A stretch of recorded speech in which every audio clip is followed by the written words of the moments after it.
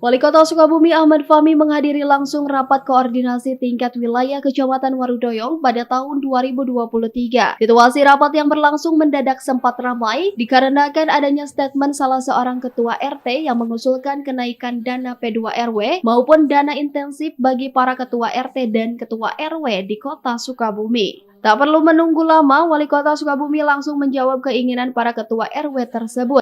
Melalui sambutannya, Fahmi mengamini apa yang diusulkan para ketua RT dan ketua RW tersebut. Direncanakan pada pertengahan tahun 2023 ini, setelah dilakukan dan pengkajian oleh dinas terkait, Fahmi menyerukan bahwa dana bantuan stimulan P2RW serta intensif para ketua RT dan ketua RW akan dinaikkan. Tak tanggung-tanggung, dana bantuan stimulan P2RW direncanakan dinaikkan menjadi Rp35 juta per RW dari sebelumnya sebesar Rp25 juta per RW.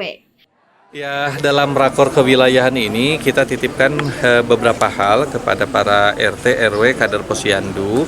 Karena tadi pertama percepatan pembangunan itu nggak bisa dilaksanakan kalau kita berjalan sendiri-sendiri.